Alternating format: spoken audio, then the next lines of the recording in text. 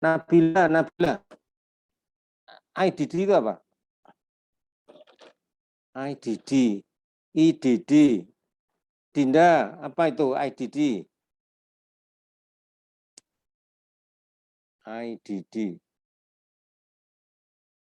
Yuli Pramesti tahu apa itu IDD? Ya udah, kalau Anda tahu ya tak kasih tahu.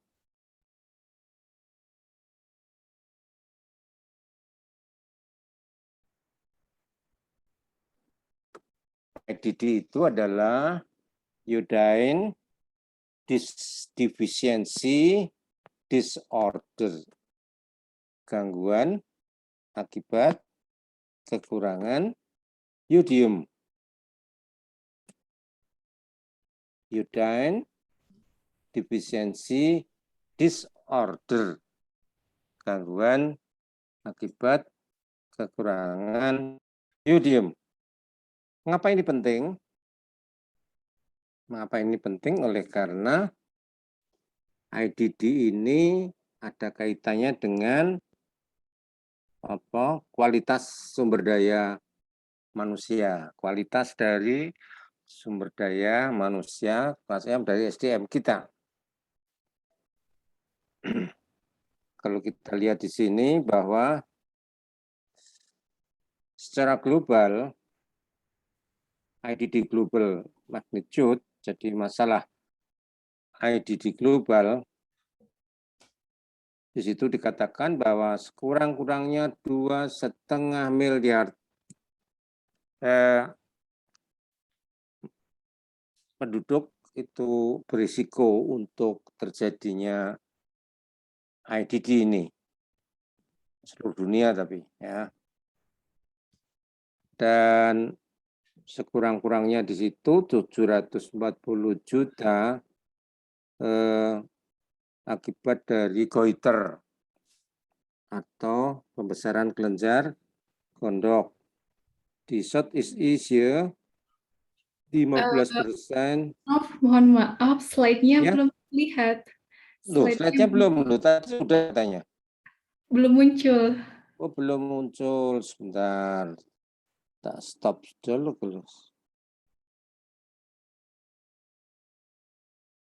Slide-nya belum muncul, sebentar.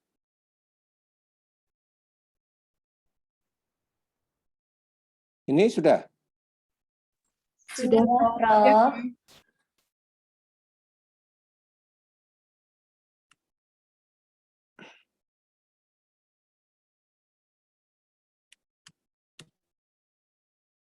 Ya, tadi saya katakan bahwa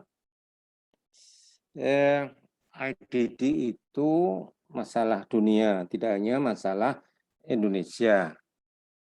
Karena kaitannya dengan sumber daya manusia. Ini terlihat ya? Sudah, Prof. Ya, sudah. Jadi tadi saya katakan bahwa sekurang-kurangnya 2,2 miliar penduduk itu tinggal atau mempunyai risiko terhadap IDD ini. Dan sekurang-kurangnya 740 juta itu menderita goiter. Di Southeast Asia adalah 27%, di Eropa ada 15%, di Western Pacific adalah 22%. Diperkirakan estimated 43 million people, 43 juta orang menderita IDD ini, kaitannya yang berkaitan dengan brain damage, kaitannya dengan kerusakan otak.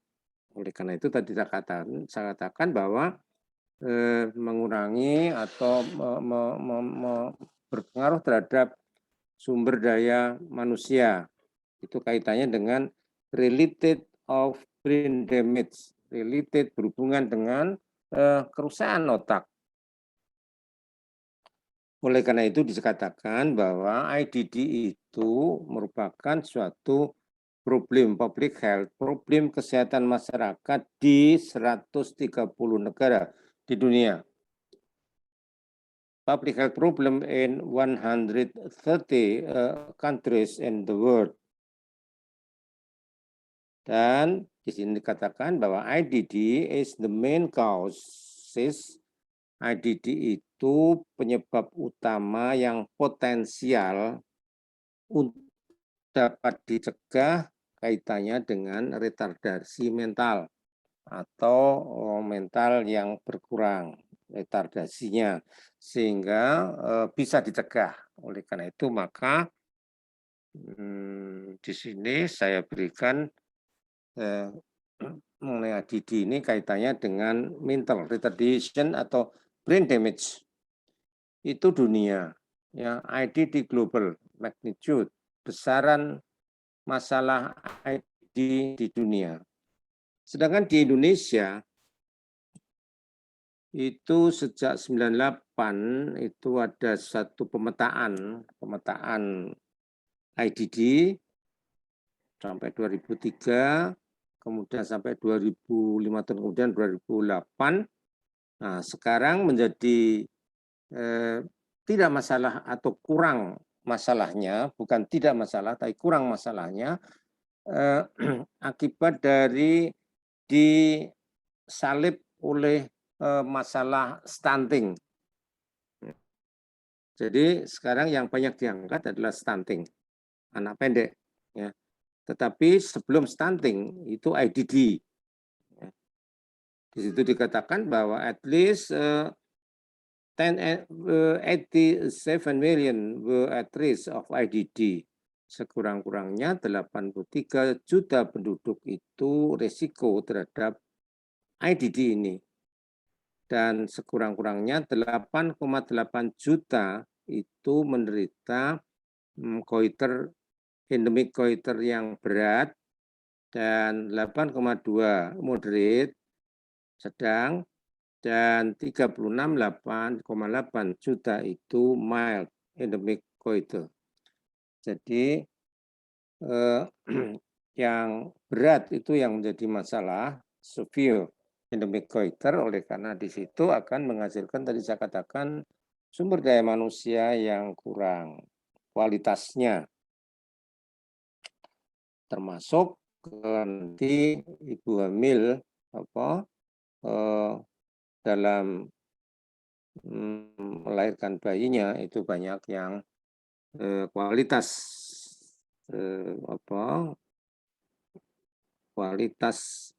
mentalnya kurang bagus. Dan diperkirakan bahwa 20 million people of goiter dan 3,4 juta affected of other IDD. Dan diperkirakan 9.000 newborn cretin every year. Diperkirakan bahwa 99.000 anak baru lahir itu menderita cretin per tahun. Oleh karena itu maka Kementerian Kesehatan DPS atau pemerintah itu merencanakan bahwa waktu itu targetnya adalah 2020 itu no cretin lahir, tetapi kenyataannya masih ada sekarang ini newborn yang cretin. Di situ classification of provincial 75% endemic goiter dan 20%, 25% adalah daerah non-endemic area. Dikaitkan dengan subdistrik kabupaten-kabupaten, maka masih ada 300 lebih dari yang severe dan moderate. Ya. Ini yang mengapa, alasan mengapa saya memberikan IDD ini. Mungkin di daerah-daerah perkotaan itu tidak banyak IDD, tapi di daerah-daerah dataran tinggi, pegunungan itu banyak terjadi kekurangan yodium ini. Oleh karena alasannya adalah kenapa di daerah pegunungan, kemarin juga sudah saya singgung bahwa di daerah pegunungan itu banyak terjadi hujan, artinya curah hujan itu tinggi di daerah-daerah pegunungan. Biasanya karena curah hujan tinggi, maka jelas bahwa air mengalir dari dataran tinggi ke dataran rendah. Air yang mengalir itu membawa kandungan yodium karena yodium itu berada di permukaan tanah, soil. Yodium itu ada di permukaan tanah. Begitu ada hujan, maka air itu membawa yodium mengalir ke bawah sehingga di dataran tinggi itu kurang yodium tanahnya. Jadi tanahnya kurang yodium sehingga buah-buahan dan sayuran yang tumbuh di daerah pegunungan itu yodiumnya kurang. Sehingga harus disuplai, harus diberikan dari bawah. Oleh karena itu maka tanaman, sayuran, buah dan buah yang tumbuh di daerah-daerah pegunungan itu kurang yodium. Ya. Oleh karena itu orang-orang yang berada di situ tinggal di daerah pegunungan biasanya yodium kurang. Oleh karena itu harus disuplai garam beriodium. Itu yang menjadi alasan. Oleh karena itu kita pelajari mengenai epidemiologi of IDD. Epidemiologi dari iodine deficiency disorder. Apa itu definisinya IDD? IDD itu adalah yang dikatakan di sini, is the IDD health problem in Indonesia? Mengapa IDD ini menjadi masalah di Indonesia, merupakan masalah kesehatan health problem in Indonesia? What is impact of IDD in human? Apakah dampaknya IDD ini pada manusia dan apa penyebabnya IDD di komunitas, di masyarakat, dan bagaimana mengukur goiter endemicity atau termasuk IDD. Jadi IDD itu diukur dengan cara mengukur endemisitas dari gondok, kelenjar gondok, pembesaran kelenjar gondok. Goiter adalah pembesaran kelenjar gondok. Bagaimana endemisitas dari gondok ini di masyarakat, nanti kita lihat. Dan kemudian pemberian elemen iodine, elemen yodium itu akan meningkatkan kondisi IDD di masyarakat. Nah, di sini apa itu yang disebut what is iodine deficiency disorder yang tadi saya katakan waktu awal. Apa sih itu IDD, iodine deficiency disorder? Itu adalah sindroma. IDD is syndrome. IDD adalah suatu kumpulan gejala sindrom merge as result yang timbul akibat dari merge as result of continuously low iodine karena kurangnya yodium secara kontinu pada manusia and human body during a period of time. Jadi artinya kumpulan gejala hasil dari kurangnya yodium secara kontinu pada manusia, human body, during a period of time, selama waktu-waktu periode tertentu. Nah, di situ dikatakan bahwa what is iodine? Apa sih iodine itu? Yodium itu dikatakan di situ bahwa iodine is essential mineral esensial, terutama mineral gizi di sini, natural resources, suatu bahan alami yang terdapat, natural resources bahan alami yang ada di soil and water, di dalam tanah dan air, yang ini merupakan suatu mikronutrien, suatu nutrien mikro untuk growth and development of human being, untuk perkembangan dan pertumbuhan dari seseorang, dari human being.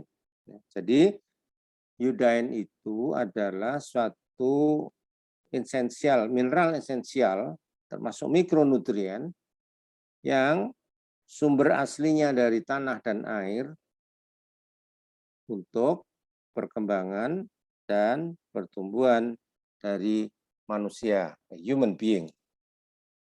Itu, apa itu iodine? Ya. Jadi termasuk ke mikronutrien.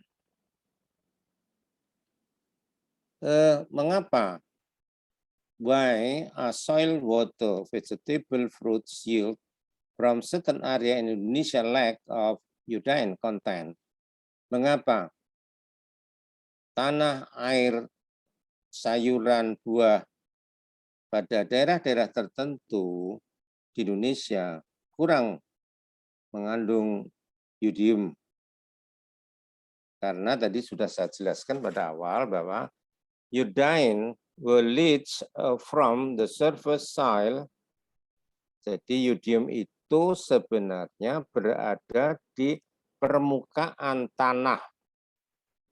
Ya, permukaan tanah. Di daerah pegunungan, tadi saya katakan, karena ada banyaknya rain, banyaknya hujan, maka di daerah-daerah tersebut terjadi glaciating erosi, di mana daerah-daerah, terutama daerah-daerah pegunungan, mainly in volcanic and mountain area, di daerah-daerah pegunungan dan daerah-daerah gunung berapi, maka air itu yang mengalir dari pegunungan ke bawah itu membawa carried by one river, mengalir ke bawah dalam sungai-sungai itu atau banjir yang masuk ke sea, mau ke pegunungan, dari pegunungan masuk ke sea atau ke lautan, ke laut, itu membawa iodium. Oleh karena itu maka iodium yang ada di pegunungan very lack atau very sangat-sangat kurang. Contoh yaitu di Gunung Merapi misalnya di Jawa Tengah ini, itu di sekitarnya banyak orang, banyak anak yang kekurangan iodium. Sebelum dilakukan pemberian iodium secara massal, maka banyak ditemukan anak-anak bayi yang dilahirkan dari ibu yang berada di sekitar Gunung Merapi, banyak yang menderita kritin. Tapi sekarang sudah tidak, oleh karena suplai iodium, garam beriodium sudah baik, sudah mencapai daerah-daerah pegunungan di daerah pegunungan Merapi di sana, sehingga sekarang sudah baik. Tetapi sisa-sisa dari zaman dulu itu masih ada. Kalau Anda misalnya berkunjung ke lereng Merapi, kemudian berjalan-jalan di daerah sekitar di situ, di Kecamatan Serumbung misalnya, itu banyak anak-anak yang yang tadi dikatakan sebagai brain damage, kerusakan otak tersebut, sehingga akibatnya banyak anak-anak yang ada kecacatan fisik maupun mental. Kalau Anda lihat di Kecamatan Serumbung, itu ada sekolah, banyak sekolah SLB, sekolah luar biasa yang menampung anak-anak yang perkembangan fisik maupun mentalnya kurang akibat dari dampak dari kekurangan yodium ini pada masa lalu. Ya, pada masa yang lalu banyak terjadi anak-anak yang kurang perkembangan mental dan fisik, sehingga banyak di sana adalah sekolah SLB, sekolah luar biasa. Jadi IDD is public health problem in the world. Ya, tadi sudah saya katakan, IDD problem Indonesia is serious. Problem IDD di Indonesia ini serius karena tadi saya katakan mengurangi kualitas sumber daya manusia. Quality of human resources person is kurang. Dan pernah ada penelitian pada tahun-tahun pemetaan kaki dulu bahwa deficiency of yodium ini mengurangi loss of menghilangnya 140 juta IQ point waktu itu, ya. Tahun 98 kemudian tahun 83 diadakan penelitian mengenai pengurangan IQ pada masyarakat yang menderita IDD ini di seluruh Indonesia. Oleh karena itu dilakukan suatu studi pemetaan kaki, pemetaan IDD yang hasilnya yang tadi saya katakan banyak kabupaten yang masih menderita IDD. Oleh karena itu maka dilakukannya suplementasi yodium kapsul. Yodium kapsul itu sebenarnya adalah dulu sebelum ada yodium kapsul, maka dulu diberikan suntian yodium yang disebut lipiodol pada daerah-daerah berat, gondok yang berat atau IDD berat, diberikan suntikan yodium. Tetapi karena harganya mahal, maka kemudian kita melakukan, terutama dari Semarang, itu melakukan studi bagaimana kalau suntian yodium atau yang disebut lipiodol itu tidak disuntikkan tetapi diganti dengan kapsul beryodium untuk daerah-daerah, terutama daerah-daerah berat. Tapi sekarang ini kelihatannya kapsul yodium itu hanya daerah-daerah tertentu saja. Mengapa iodine is very important for us? Mengapa yodium ini sangat penting untuk kita?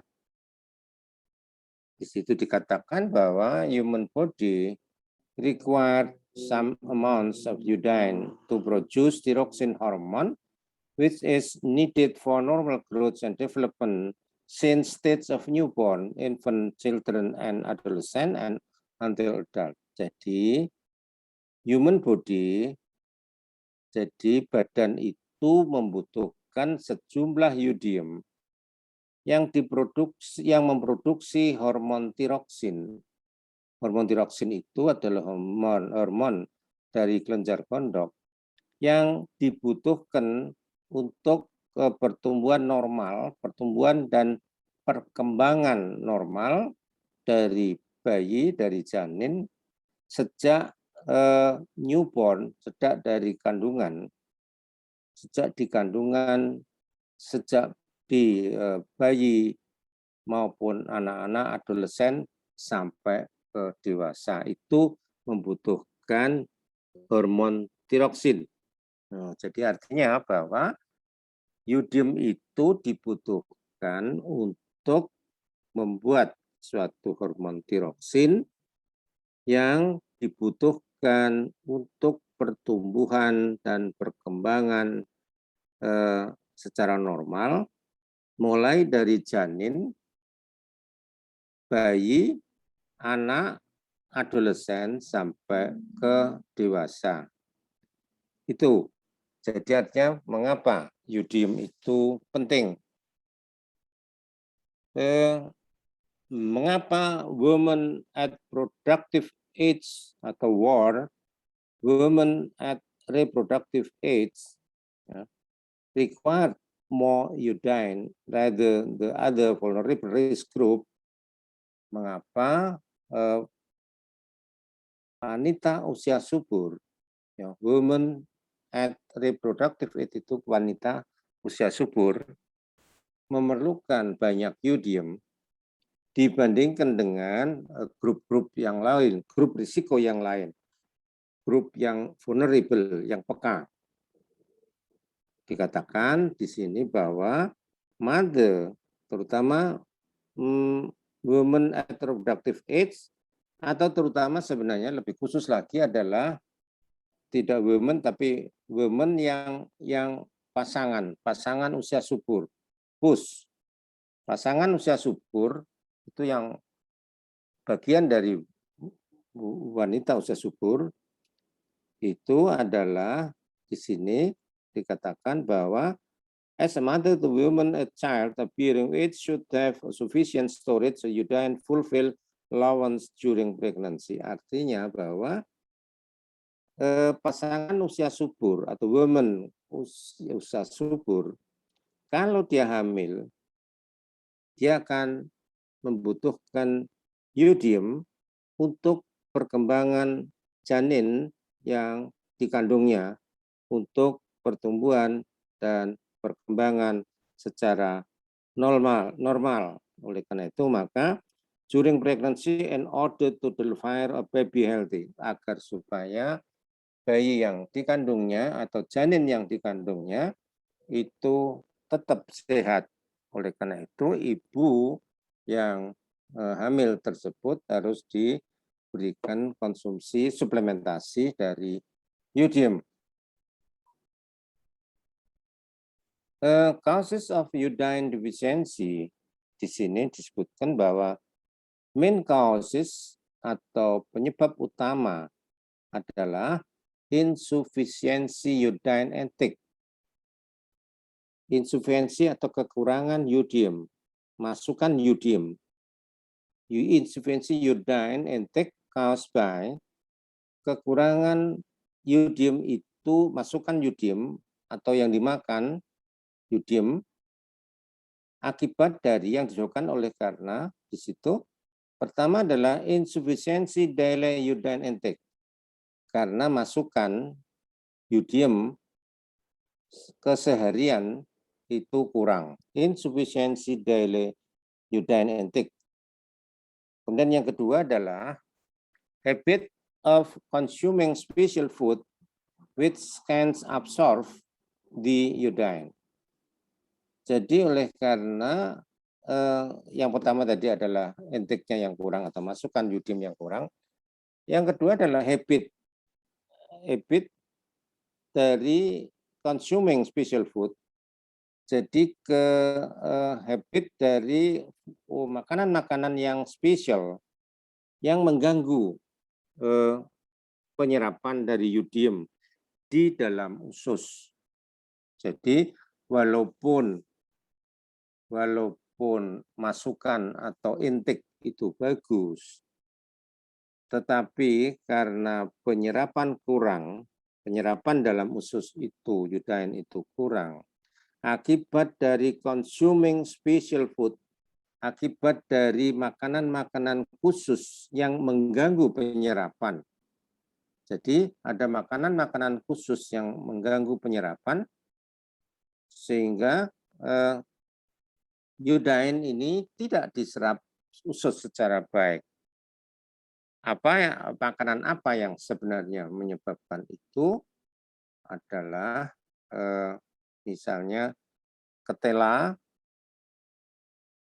Ketela itu orang-orang yang biasa makan makanan pokok ketela, pohong.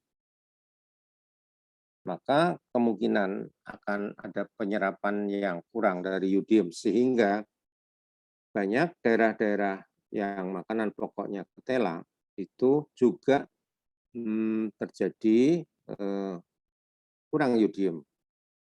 Ya.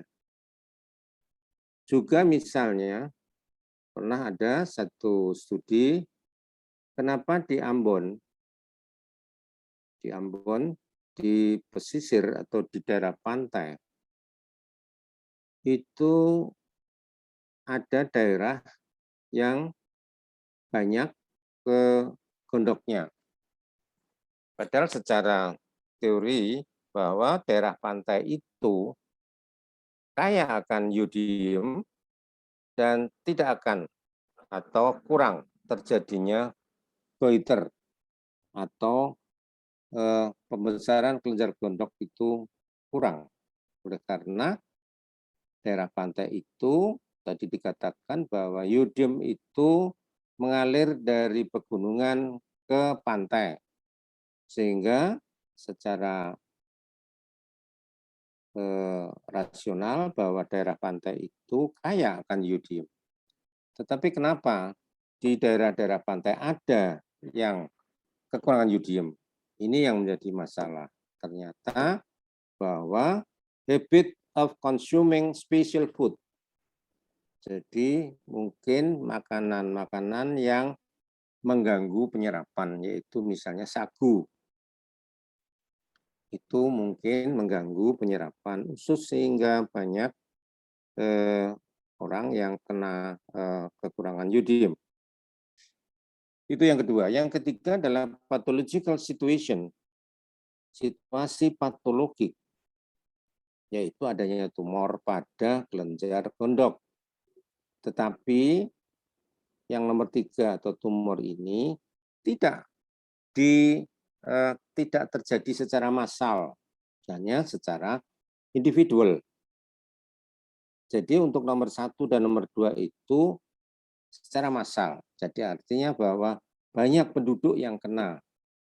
Tetapi untuk nomor 3, itu pathological situation ini secara individual. Jadi tidak terjadi pada masyarakat secara keseluruhan. Karena di sini secara individu menghambat tumor itu menghambat mekanisme gangguan terhadap tiroksin. Artinya bahwa hormon tiroksin diganggu produksinya sehingga akan terjadi gondok juga. Tetapi tidak secara komunitas, secara massal, tetapi secara individual. Jadi di sini dikatakan bahwa IDD itu adalah sebagai iceberg, fenomena gunung es. Artinya bahwa kalau terjadi gondok atau terjadi IDD, jadi gondok itu adalah salah satu dari gejala IDD. Terjadi pembesaran kelenjar gondok. Maka sebenarnya di sekitarnya, kalau ada satu kritin misalnya di situ, satu kritin, maka di sekitarnya banyak anak-anak yang mengalami ini, psychomotor retardation, deficit of motoric, intellectual disorder of child and adult. Oleh karena itu bisa katakan bahwa di daerah-daerah Gunung Merapi atau gunung berapi itu tidak hanya Merapi saja, kemudian di Jawa Timur juga di daerah Blitar itu juga banyak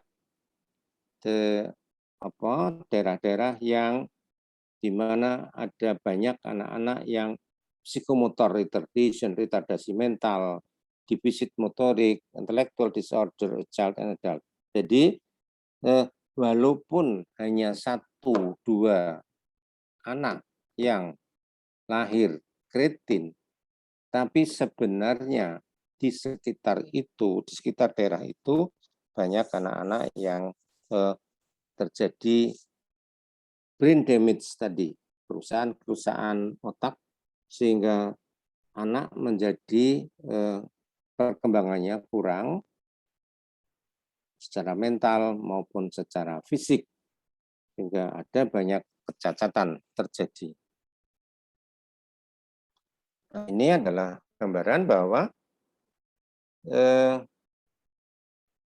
kelenjar gondok itu membutuhkan yodium. Kemudian juga yodium ini juga masukan yodium situ akan menyebabkan produksi tiroksin tadi, hormon tiroksin, hormon gondok yang juga dikoordinir oleh otak, di situ hipofisis, ya. Sehingga kalau misalnya yodium kurang misalnya, maka sebenarnya tubuh itu melakukan koordinasi atau adaptasi. Tubuh melakukan adaptasi dengan cara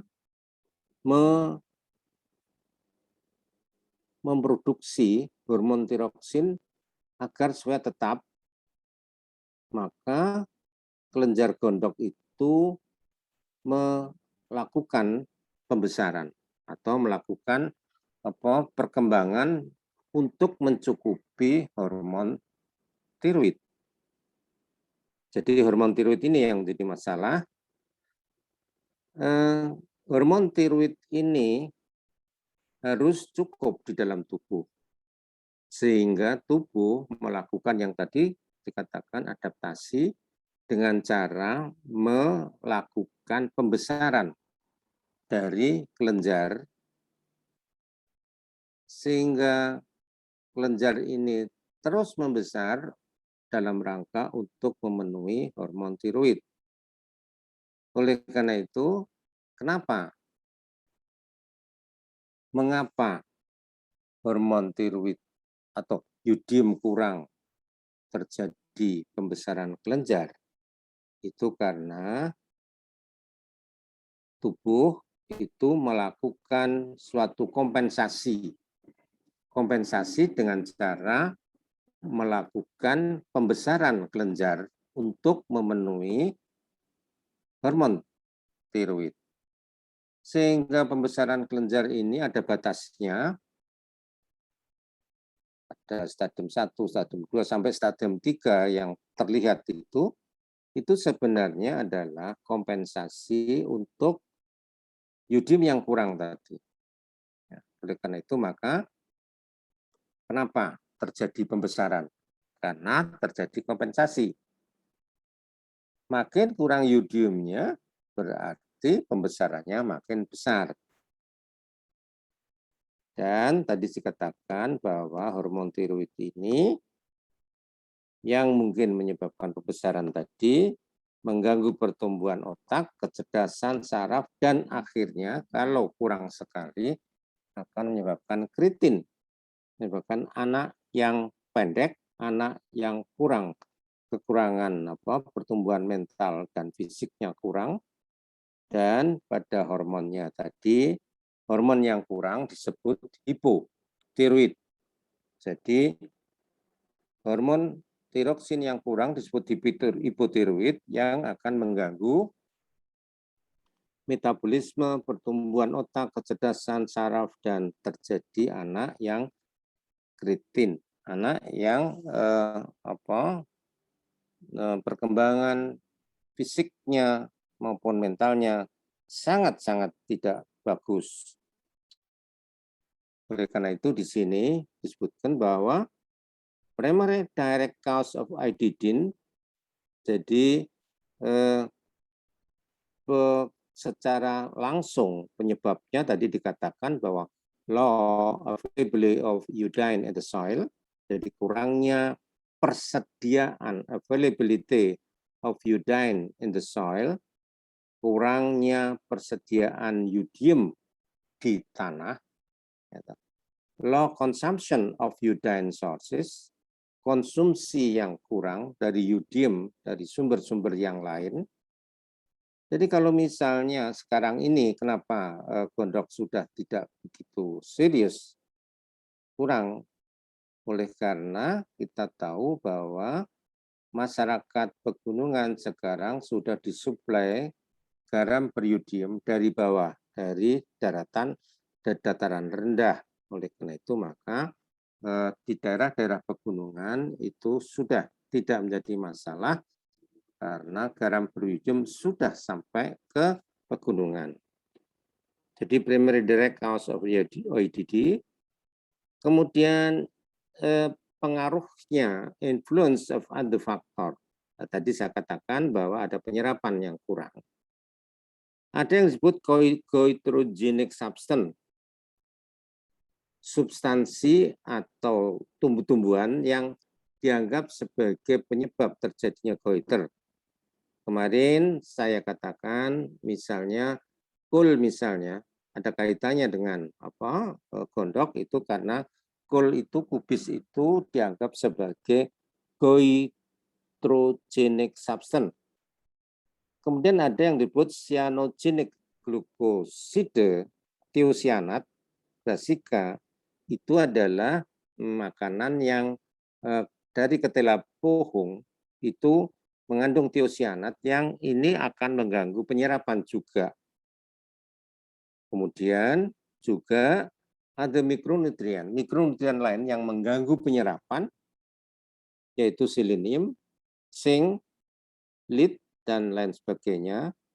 Dan juga organofosfat substance, pestisida, atau polutan lain. Oleh karena itu maka daerah-daerah pertanian yang menggunakan pestisida, organofosfat sebagai bahan untuk penghancur tanaman atau mengurangi tanaman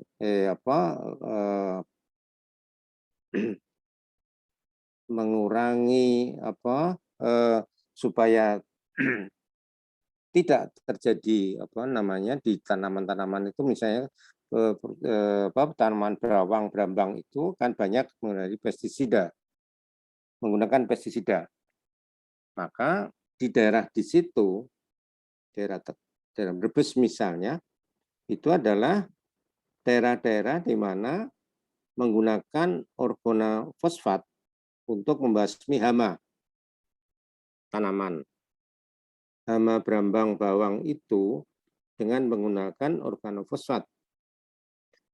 Nah, kita tahu bahwa ibu-ibu hamil yang berada di daerah di situ yang mata pencarian memang pertanian, di mana di situ juga di rumahnya banyak pestisida, ya, maka ibu-ibu yang mengandung, yang pregnant ini bisa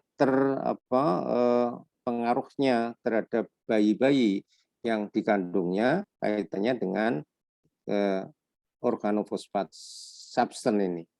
Oleh karena itu, apa yang terjadi? Penelitian-penelitian menunjukkan bahwa daerah-daerah itu maka juga kekurangan iodium. Ya, jadi organofosfat substance itu yang menyebabkan kekurangan iodium. Kemudian ada protein, ada nutrition problem yang lain adalah PIM, protein energy malnutrition, itu juga faktornya berpengaruh terhadap penyerapan. Jadi tidak hanya kekurangan iodium ini tidak hanya intiknya yang kurang, tetapi gangguan-gangguan yang lain juga bisa menyebabkan kekurangan iodium.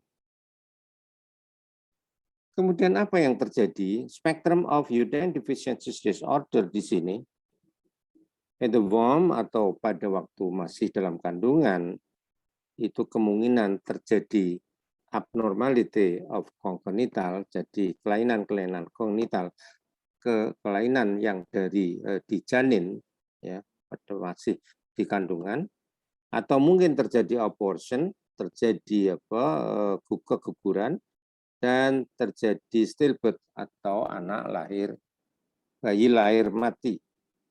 Ini yang terjadi. Jadi Uterine Deficiency Disorder ini akan mengganggu fetus atau mengganggu janin, sehingga terjadi kelainan kongenital atau kelainan bawaan dari janin, dan terjadi abortus atau keguguran dan bayi yang lahir mati.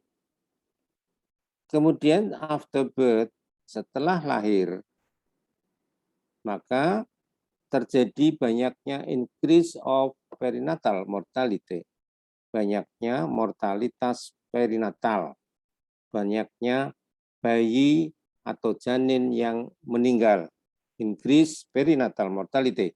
Kemarin sudah saya katakan perinatal itu kan kematian pada janin dan bayi umur 1 minggu, janin di atas 28 minggu kehamilan, dan bayi yang lahir setelah 1 minggu.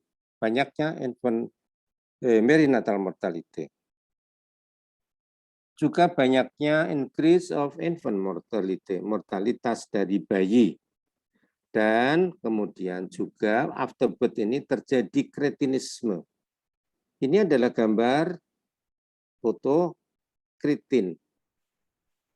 Ini sebenarnya anak tersebut sudah berumur 5 sampai 6-7 tahun sebenarnya.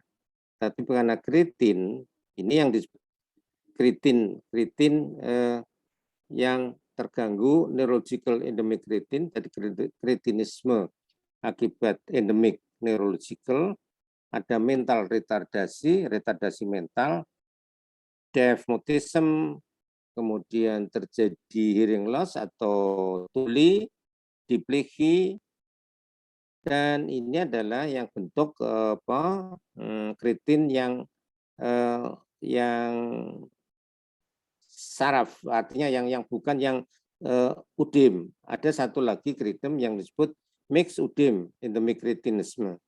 Ya, itu juga sama, terjadi retardasi mental atau perkembangan mental maupun fisiknya yang kurang. Seperti ini, bayi-bayi yang dilahirkan kemudian terjadi anak seperti ini, matanya juling, ya, hearing loss atau tuli, ya, jalannya juga sudah sekian 7 tahun tapi belum bisa jalan, misalnya seperti ini. Ini adalah bentuk kretin yang dilahirkan dari ibu-ibu yang kurang yodiumnya. Nah, ini kalau sudah agak besar, sudah umur 8 tahun seperti ini, di belakang itu juga anak kretin di situ. Jadi sudah umur 10 tahun sebenarnya, tetapi masih perkembangannya masih tidak bagus. Ini adalah bentuk kretin. Gambar-gambar ini saya dapatkan dari lereng Merapi. Tetapi sekarang lereng Merapi sudah agak baik oleh karena yodium sudah masuk ke sana. Kemudian spektrum iodine untuk neonat atau kalau sudah lahir neonates, maka di sini bayi baru lahir ada neonatal goiter, adanya gondok di kelenjar gondok, pembesaran kelenjar di sini, neonatal goiter, atau juga hipotiroidisme neonatal yang hipotiroid, gondok hormon gondoknya mengurang. Khusus pada bayi yang baru lahir seperti ini, itu biasanya langsung ada gondoknya ini, ya, pada bayi baru lahir. Nah, kemudian kalau spektrum pada child and adolescent, pada anak dan dewasa, itu ada goiter, ada gondok, juvenile hypothyroidism, impaired mental function, jadi fungsi mental yang terganggu, retarded physical development, perkembangan fisik yang terhambat, dan increased susceptibility to nuclear radiation. Adult pun juga hampir sama, terjadi goiter, hypothyroidism, mental retardation, yang akhirnya apa? Yaitu anak tersebut terjadi imbesil atau debil, atau juga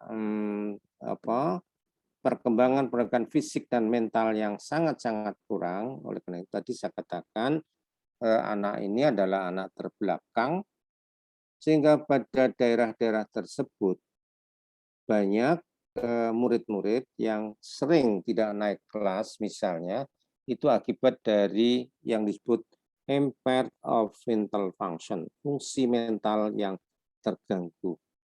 Ini adalah akibat dari kekurangan yodium pada ibu yang pregnant. Sehingga apa? Impact of iodine deficiency ini adalah impact-nya adalah intellectual of child is lack, artinya mengurang. Jadi intelektual dari anak akan menurun. Kemudian economic development, mental well-being affected, decrease productivity, jadi produktivitas yang menurun, social development, social growth, swelling atau pembesaran kelenjar gondok yang mungkin itu pada ibu-ibu itu mengganggu juga. Ini general impact atau dampak secara umum. Tetapi ada dampak secara khusus atau yang disebut specific impact, yaitu adalah capability of mental and psychomotor is kurang, jadi decrease, jadi kapabilitas mental dan psikomotor yang kurang. Kemudian tadi ada perinatal mortality yang lebih besar, fetal development disorder yang juga tinggi, neonatal hypothyroidism yang juga meningkat, dan clinical and biochemical hypothyroidism of normal community. Jadi artinya ini adalah dampak-dampak secara khusus. Sehingga dampak lain adalah iodine of breastfeeding mother yang kurang, jadi yodium di dalam air susu ibu yang kurang, kalsifikasi ganglion ini yang menyebabkan gangguan otak. Kemudian yang pokok yang tadi saya katakan adalah minimal brain damage, kerusakan brain minimal yang mengakibatkan anak tersebut bodoh, itu minimal brain damage. Ini terjadi di lereng-lereng Merapi maupun di lereng-lereng Gunung Semeru dan Gunung Bromo misalnya di Jawa Timur. Kemudian the late of physical development of child and community, perkembangan fisik dari anak-anak ini yang sangat-sangat terganggu. Ini adalah dampak iodine deficiency. Oleh karena itu kalau disimpulkan bahwa dampak dari IDD ini adalah hormon tiroid yang vital untuk perkembangan otak, tergantung dari masukan yodium, karena yodium akan membuat suatu hormon tiroksin, dan hormon tiroksin yang kurang itu kemungkinan terjadi pembesaran kelenjar. Gangguan otak akan pasti terjadi apabila kekurangan yodium pada trimester 2 dan 3. Oleh karena di situ akan terjadi perkembangan otak itu. Gangguan berupa perkembangan neurologik, perkembangan saraf, serta gangguan intelek. Gangguan umumnya bersifat irreversible, ini yang menjadi masalah juga. Jadi gangguan tersebut tidak pulih dengan sendirinya, irreversible. Irreversible itu tidak pulih. Artinya bahwa kalau misalnya sudah terjadi gangguan, baru diberikan yodium, itu tidak akan memperbaiki dari kerusakan tadi. Gangguan terdapat di daerah endemik berat dan endemik sedang, sedangkan daerah endemik ringan mungkin belum sampai ke arah yang irreversible tersebut. Sehingga di sini dikatakan bahwa dampak pencegahan baik, tapi dampak pengobatan diragukan. Artinya bahwa kalau sudah terjadi gangguan, maka seperti tadi keritin misalnya, kalau sudah seperti itu tidak bisa, walaupun diberikan yodium, itu tidak bisa sembuh. Jadi aim of iodine control, apa pengendalian dari IDD ini? Atau bagaimana mencegahnya? Objektifnya adalah mengurangi IDD prevalence. Jadi bagaimana IDD prevalence ini tidak atau mengurang. Jadi pertama adalah melakukan monitoring iodine status in the community, memonitor status yodium ini di masyarakat, meningkatkan konsumsi garam beriodium, increasing consumption of iodide salt, kemudian increasing the supply of iodine salt, meningkatkan suplai garam beriodium, kemudian targeted distribution of iodine oil capsule, jadi distribusi iodine kapsul ini yang mengandung yodium ini, kapsul yodium ini distribusinya sesuai target, dan kerjasama interministerial policy and program coordination of IDD control. Jadi artinya bahwa pengendalian ini tidak hanya dari Kementerian Kesehatan, tapi juga dari kementerian-kementerian lain, terutama Kementerian Perdagangan, Kementerian Dalam Negeri, dan lain-lain. Jadi interministerial policy and program coordination for IDD control. Ini adalah aim of IDD control.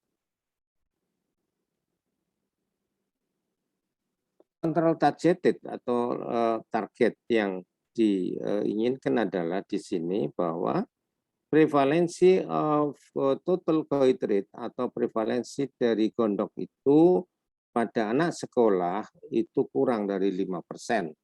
Mestinya itu dikatakan bahwa itu aman. Tapi kalau misalnya lebih dari 5%, itu akan menjadi masalah. Kemudian 90% dari rumah tangga itu jangan terjadi insufficient iodide salt. Artinya 90% dari rumah tangga itu harus cukup garam beriodiumnya, yang garam beriodium itu mengandung 30 ppm kalium iodate. Ya, itu yang disebut universal salt iodide. Ya, jadi artinya 90% dari rumah tangga itu kecukupan garam beriodium. Kemudian rich condition, the absence of newborn creatine. Jadi bagaimana supaya tidak terjadi absence of newborn creatine, tidak terjadi bayi lahir kreatin. Oke, karena bayi lahir kreatin itu akan mengganggu sumber daya manusia. Jadi apa? Bagaimana untuk pengendalian itu? Elimination of iodide problem di sini adalah short term effort atau upaya yang jangka pendek adalah suplementasi iodine oil capsule distribution targeted to subdistrict in term of severe and moderate endemic IDD area, ya, di mana TGR yang kurang dari 20%. Kita tahu bahwa tadi saya katakan bahwa dulunya daerah-daerah yang berat itu dilakukan suntikan lipiodol setiap 3 tahun. Ya. Ibu hamil maupun masyarakat itu disuntik iodium 3 tahun sekali. Tetapi karena tadi saya katakan iodium itu diimpor, maka kita melakukan upaya bagaimana kalau diberikan Yudium kapsul. Oleh karena kita melakukan suatu penelitian selama 3 tahun atau 2 tahun dulu itu untuk menentukan Yudium kapsul ini. Dan ini penelitian juga kami dari Undip itu melakukan penelitian selama 2-3 tahun untuk menyediakan Yudium kapsul ini dan dilakukan di mana? Di lereng Merapi juga. Itu short term.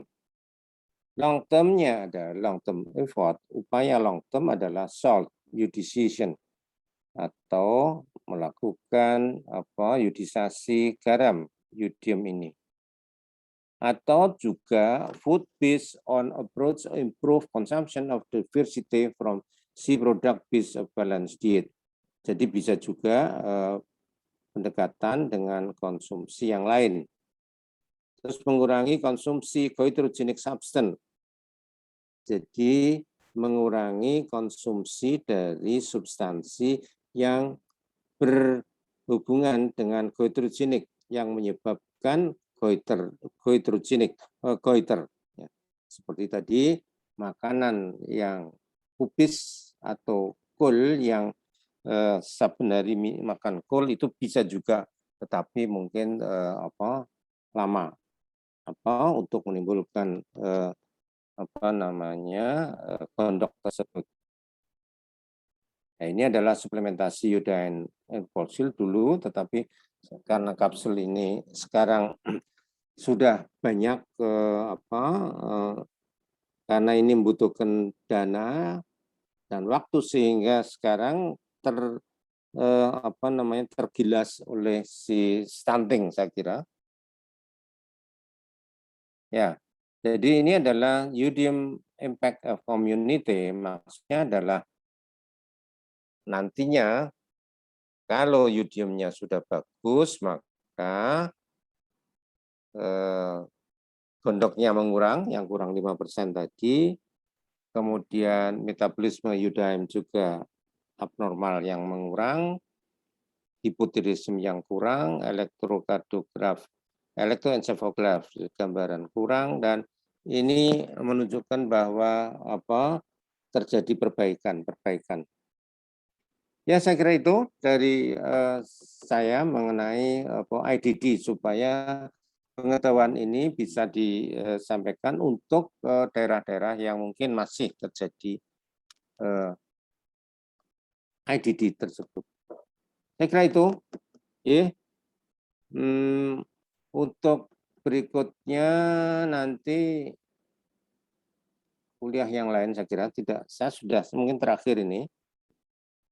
Ada pertanyaan untuk ini? Ya. Ini saya kopikan nanti. Oke. Apa enggak usah? Enggak perlu. Enggak perlu ya? Kopikan, Prof. Perlu. Ya udah nanti saya kopikan lewat si anu nanti siapa? Hanifah. Siapa ya? Iya, Prof. Halimah. Hanifah deh kok Halimah. Ya nanti saya kopikan. Oke? Terima kasih, Prof. Ya.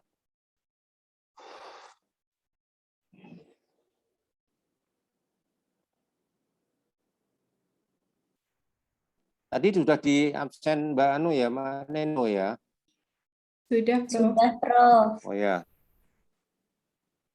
Ya, jadi mungkin saya akhiri kuliah ini karena kuliah berikutnya itu akan diberikan oleh Dr. Muklis sama si Sapa Ahmad saja.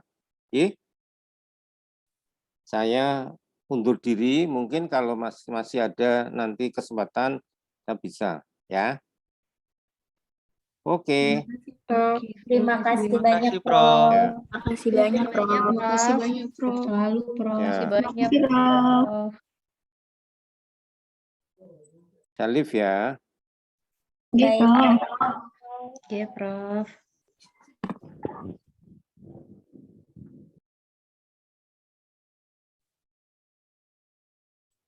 Teman-teman, ini aku langsung screenshot aja ya. Bisa on kamera dulu sebentar.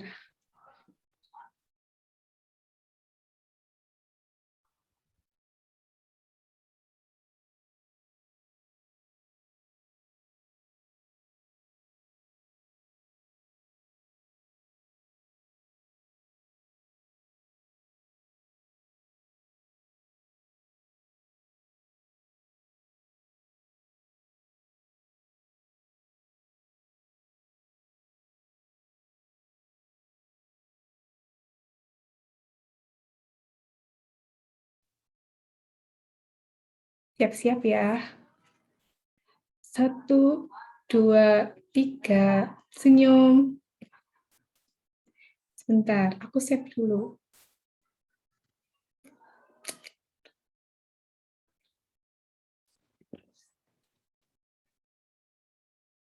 Satu lagi.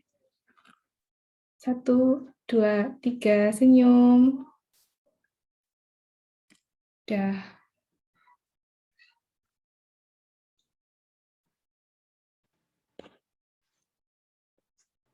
Terima kasih teman-teman. Buat minggu depan, kita pindah ke Teams ya, sama Pak Syauki, insya Allah. Semoga Pak Syaukinya bisa buat hari Selasa. Sama ini Prof. Haryo udah selesai pertemuan ke-10. Terus ada pesan juga dari Prof. Haryo, semoga ilmu yang disampaikan beliau dapat diterima dengan baik ya oleh kita semua. Makasih teman-teman, ini aku tutup aja ya. Amin. Makasih Mbak Dinda. Makasih, Mbak. Terima kasih, Mbak Dinda. Kasih Mbak Dinda, Mbak Hanifah. Terima kasih, Bu Dinda. Ya. Oke.